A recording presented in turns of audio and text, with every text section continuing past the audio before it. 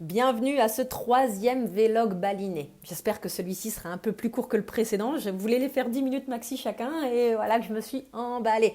Il y a tout un tas de choses que nous pouvons évoquer. Je pense que ce dernier vlog va intéresser pas mal de gens qui s'intéressent aux variables et qui s'intéressent aussi à ce qu'on appelle la couleur en design humain. Je ne vais pas forcément passer en revue la totalité de mes 4 variables, mais je vais vous dire tout un tas de choses qui sont vraiment pratiquement intéressantes. Le sommeil, c'est à travers la porte du sommeil que je vais vous parler. Mes variables PRL, DRL, donc cerveau et cognition qui pointent à droite, donc passif et réceptif, et la perspective sur le monde et le fonctionnement de mon corps dans mon environnement, si on fait dans le mauvais ordre, vont pointer à gauche. Donc je fais partie de ces gens qui ont moitié à droite, moitié à gauche, une de ces configurations qui est entre le futur et le passé. Donc me voilà avec ma détermination qui est lumière indirecte et qui est liée également dans un niveau de profondeur moins profond à mon cerveau qui est dit passif. Et revenons à ma détermination. Lumière indirecte, c'est vraiment un sujet que j'investigue depuis un bout de temps. Parce que ça m'intrigue en ce sens où je n'ai jamais trouvé d'écho avec le fait d'être un oiseau de nuit. Par contre, j'ai toujours vu sans équivoque un effet sur mon sommeil de la lumière extérieure. Je vais juste tourner ma caméra 2 secondes, même si c'est le bazar et je m'en excuse. Regardez les types de rideaux que nous avons à Bali. C'est des rideaux blancs. Dans l'écrasante majorité des lieux, on a ça. On n'a pas de volets et on a des rideaux blancs. C'est un paramètre extrêmement important. Parce que si je ne me couche pas tôt, donc par ailleurs il fait nuit à 7h moins le quart, 7h au plus tard, nuit noire. Donc si je ne me couche pas suffisamment tôt, mon corps va être réveillé par les premiers rayons du soleil le matin. Peu importe l'heure à laquelle je me suis couchée. Et je vois que l'impact sur mon bien-être psycho-émotionnel, mais également physique, lié à un manque de sommeil, escalade très vite. Donc il y a une vraie stratégie de coucher tôt, lever tôt, pour que j'ai par ailleurs la quantité de sommeil nécessaire à ma nature, par ailleurs, de projecteur en particulier, je pense, mais d'être non sacral en général, qui a besoin de plus de sommeil qu'un générateur. Mais voilà, en étant à Bali et en ayant mes clients qui sont en France ou on va dire en Europe plus généralement, pour l'écrasante majorité d'entre eux, ça crée un conflit d'agenda. En effet, mes programmes de groupe se retrouvent à avoir lieu le midi heure française et le soir à Bali. Tant que la France était en heure d'été, on n'avait que 6 heures de décalage. Mais j'ai vu vraiment un vrai bouleversement quand la France est passée à l'heure d'hiver et que je me suis retrouvée avec 7 heures de décalage. Ça veut dire qu'en gros, mes programmes de groupe commencent au plus tôt à 19h30 pour moi, donc midi et demi en France, et certains comme Incarnation à 20h pour moi. Et les enseignements vont continuer pendant facile, minimum 1h15, voire jusqu'à 1h45. Donc prenons une session d'1h45, voire de 2 heures pour Incarnation qui a commencé à 20h, je finis à 21h45 ou 22h. Et là où je suis piégée par la justesse, c'est que en fait, ça m'apporte une énergie incroyable. La qualité de reconnaissance et d'invitation que je vais vivre en particulier dans Incarnation, dans Projecteur Attitude et je l'espère dans le programme Clé Génétique qui vient juste de commencer. On a eu une seule session qui était très chouette. Vont me nourrir dans une énergie, dans une sensation de succès qui est exceptionnelle. Je suis vraiment portée, même à distance, par l'énergie du groupe. Il n'y a pas d'équivoque. Je vis un moment fabuleux, très agréable. Et ça va me prendre du temps de redescendre.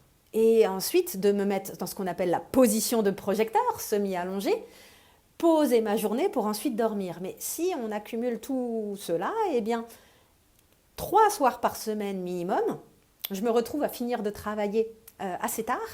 Et le temps que je dépose ma journée et que je sois prête à dormir, il est facilement 11h, 11h30, minuit, sauf que 6h moins le quart, 6 heures au plus tard, mon corps se réveille. Et, en gros, je ne m'endors pas immédiatement. Donc, je me retrouve, si je ne fais pas gaffe, un certain nombre de nuits qu'avec 6 heures de sommeil. Et ça, je trouve ça intéressant pour revenir à la lumière indirecte. Certes, je ne suis pas un oiseau de nuit, même si la juste reconnaissance et la juste invitation fait que j'arrive à fonctionner de nuit, la preuve. Si j'étais dans un endroit où je pouvais avoir vraiment une chambre noire, ça ne poserait pas de problème. Je pense que mon corps se réveillerait plus tard naturellement. Mais à partir du moment où la lumière directe, en fait, vient m'affecter, eh bien, elle vient me sortir de ce sommeil qui est si précieux pour moi. Peu importe l'heure à laquelle je me suis couchée ou l'état de fatigue psycho-émotionnel et physique de mon être. Donc j'ai trouvé ça assez challengeant. On pourrait argumenter, les lumières indirectes vont fonctionner correctement dans un environnement sombre, à l'abri de la lumière directe. Mais quand même, l'impact sur le sommeil que j'ai vu en expérience vraiment de vie à Bali, c'est que depuis que je suis gosse, hein, s'il ne fait pas nuit noire dans ma chambre, la lumière du jour me réveille. Et ça, c'est vraiment un facteur sur lequel être très, très, très vigilante. C'est également quelque chose que j'ai pu expérimenter, c'est-à-dire qu'il y a des moments où j'étais vraiment fatiguée. Il y a un moment donné où j'ai eu un petit, alors j'ai pas balibelli, enfin j'ai pas eu une intoxication alimentaire mais j'ai eu un petit virus au début où tout mon corps était extrêmement faible pendant 24 heures. Et j'ai failli annuler ma formation incarnation ce jour-là. Et en fait, du moment où j'ai plongé dans l'enseignement, tous les symptômes ont sauté, mon corps était dans une vitalité incroyable, c'était assez exceptionnel. Donc la justesse de la transaction énergétique correcte pour un projecteur via la juste reconnaissance, la juste invitation, était empiriquement vérifiée encore et encore et encore. Et puis, d'une manière générale, tous mes programmes de groupe, je vais avoir une fatigue qui s'installe, fin de journée, etc. Moi, j'aime bien être tranquille le soir. Et plus d'une fois, je me suis dit, oh, j'ai la flemme, il y a le programme. 5 minutes dedans, c'est envolé. Un quart d'heure dedans, je pète la forme. Donc ça, c'est sans équivoque. Et c'est uniquement le cas lorsque la situation est correcte. Ça ne m'est pas arrivé pendant que j'étais à Bali, je crois. Peut-être une session. Il y en a une où j'ai fini épuisée parce qu'elle n'était pas correcte. Et là, du coup, on va se retrouver à forcer. Et si en plus c'est en fin de journée, il y a quelque chose dans le corps qui fait « Oh non, on n'a pas envie, hein, pour ça, on ne va pas en plus travailler le soir. » Donc ça a été la première chose vis-à-vis des éléments relatifs ici à ma détermination lumière indirecte. Du côté de mes variables, j'ai trouvé très satisfaisant d'observer ma réceptivité cognitive lors de mes sessions clients et en particulier de mes programmes de groupe. Il y a vraiment des choses qui sortent de moi, là, que ce soit mes enseignements d'incarnation, des analyses individuelles ou des sessions d'accompagnement avec des clients ou projecteur attitude. Aucune préparation n'est nécessaire. Je vais lire en diagonale, mais en fait, la qualité de ce qui sort de cette réceptivité cognitive via la juste reconnaissance et la juste invitation et ma capacité à guider les bonnes personnes. Et ce qui est sous-jacent à ma réceptivité cognitive, c'est ma couleur, donc ce qu'on appelle ma motivation, qui est culpabilité. Je suis là pour réparer les choses, je suis là pour corriger les choses, je suis là pour fixer, à condition d'être reconnue et invitée à faire ça. Et en particulier dans les accompagnements individuels, c'est assez exceptionnel de voir cela à l'œuvre. Et au niveau de mes programmes de groupe, via l'interaction avec mes élèves ou avec les participants, j'appelle uniquement élèves les gens qui suivent Incarnation, les autres c'est des clients ou des participants au programme. Je ne considère pas Projecteur Attitude comme un enseignement, mais comme un programme de transmission. C'est un peu... On coupe les cheveux en quatre vis-à-vis des terminologies, mais bref, peu importe.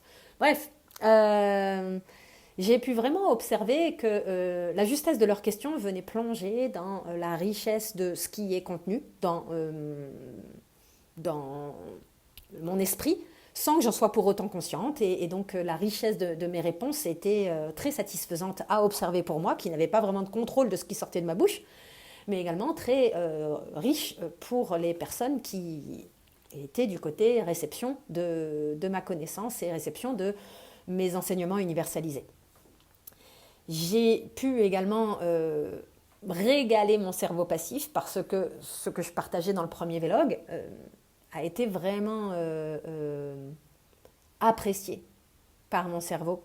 De ne pas me forcer en fait, de pleinement embrasser ma passivité, de pleinement m'abandonner au fait de fonctionner par intermittence, du moins d'avoir mon cerveau qui fonctionne par intermittence. J'ai trouvé beaucoup de repos, mais j'ai aussi observé énormément de résistance de la part de mon mental, là, le blob qui se trouve à côté de moi. Et ça, c'était vraiment intriguant. Une seule chose qu'on va recouper vis-à-vis de différents éléments évoqués dans ce vlog et dans les précédents. Il a fallu que je sois très vigilante, car l'actualité internationale de cet automne m'a beaucoup affectée, continue de beaucoup m'affecter. Et je suis tombée régulièrement dans le non-soi en consultant beaucoup trop de contenu, en étant un peu obsessionnelle. J'ai mis du temps à trouver l'équilibre intérieur et vis-à-vis aussi des nouvelles extérieures. J'ai dû vraiment faire très attention à mon sacral qui ne savait pas quand assez était assez. J'ai dû monitorer ma tête non définie, enfin ma tête complètement ouverte et mon sacral complètement ouvert aussi. Je continue à faire attention à manger non défini, mais surtout, je fais attention de ne pas tomber dans la consommation obsessionnelle et compulsive de contenus qui par ailleurs viennent m'émouvoir fortement et réveiller en fait des notions de justice et d'injustice en moi. Je n'irai pas plus loin sur le sujet, mais c'est vraiment quelque chose qui est venu profondément affecter mon expérience ici à Bali. Et je suppose que je ne suis pas loin d'être la seule dans le monde qui est profondément affectée, peu importe le parti que vous ayez pris. C'est quelque chose qui m'a demandé à sortir en fait d'une accroche obsessionnelle dans laquelle j'étais tombée. Non pas pour me réfugier dans un privilège de ne pas être au courant de ce qui se passe, mais en sachant que je n'ai pas une capacité à réguler les choses en moi du fait du non-soi de mon sacral non défini, et ainsi et en conséquence qu'il fallait que je me monitore et que je me régule parce que je n'avais pas une capacité interne à le faire, et il fallait que j'ai une vigilance mentale et des fois je supprimais Instagram régulièrement pendant un jour ou deux de mon téléphone. Voilà, il y a tout un tas de choses que j'ai mis en place au fur et à mesure pour éviter de devenir ma pire ennemie et de la personne qui me tend des pièges énormes qui vont à l'encontre de ma santé mentale. Dernière chose vis-à-vis de mon corps. Parlons un peu de mon corps qui lui est actif. J'ai vraiment pu l'observer, mais par contre il y a un truc qui m'intrigue et j'ai pas de recul vis-à-vis du design humain sur ce sujet-là, c'est que j'ai des vieilles blessures qui se sont réactivées, que ce soit au niveau de mon épaule gauche et de ma première côte et un vieux crash en street luge. Et j'ai également un ménisque fissuré, donc j'avais les deux ménisques fissurés il y a quelques années. Le ménisque de mon genou droit intérieur a été opéré en octobre 2019, et celui de mon genou gauche, le chir avait jugé bon de ne pas le toucher. Sauf qu'à un moment donné, je me suis mis à faire pas mal de yoga et je sentais que mon corps appréciait ce mouvement matinal, etc. Mais peut-être qu'à un moment donné, je ne me suis pas écoutée suffisamment parce que je me suis blessé le ménisque. Donc là, je vais aller prendre rendez-vous chez mon médecin et aller ensuite espérer un rendez-vous d'IRM prochain. Mais j'ai trouvé ça intéressant en fait de voir ces vieilles blessures qui se réveillaient par une pratique peut-être trop assidue du jour au lendemain du yoga. Il faut savoir que j'ai toujours continué à pratiquer le yoga ces dernières années, mais à la maison, plutôt en session de 20, 30, maxi 40 minutes. Et là, je me retrouvais à faire des cours d'1h30 complet. Non pas que c'était des cours qui me semblaient inatteignables, j'étais très à l'aise physiquement avec ceci, mais j'ai dû d'une manière ou d'une autre forcer mon corps sans m'en rendre compte. Et ça, on peut trouver les racines dans tout un tas de non-soi, mais peut-être aussi au fait que ce corps actif est là pour être actif d'une certaine manière et que c'était pas la bonne activité physique pour lui ou que c'était trop, allez savoir. J'ai pas de recul vis-à-vis de ça, mais c'est plus le point d'interrogation qui reste vis-à-vis de ce corps actif où j'ai pas encore, je pense, trouvé pleinement le recul. J'avais finalement dans ma vie au Savoyard une bonne dynamique vis-à-vis de cela. Et là aussi, on est sur le scooter tout le temps. Finalement, j'ai très peu marché, ça me manque énormément. Que ce soit marcher pour aller faire des courses, marcher en montagne, marcher dans les rizières, il pète de chaud les 3/4 du temps, on crève de chaud, donc c'est hyper limitant pour aller faire des activités de marche extérieure. Et s'il y a bien un sujet sur lequel je n'ai pas trouvé mon équilibre ici, c'est sur trouver la bonne formule pour mon corps actif qui a fini par réveiller des blessures. Donc espérons que cela rentre dans l'ordre une fois revenu dans un environnement qui me permette de retrouver une activité physique qui est juste pour mon corps. Voilà, c'est la fin de cette série de 3 vlogs. Je verrai si dans les jours qui viennent, j'en enregistre un autre pour vous parler de cet article de blog que j'ai commencé à écrire sur cette notion d'intégrité. Et je vous dis à très bientôt et j'espère que ces partages vous auront été bénéfiques d'une manière ou d'une autre. À très bientôt!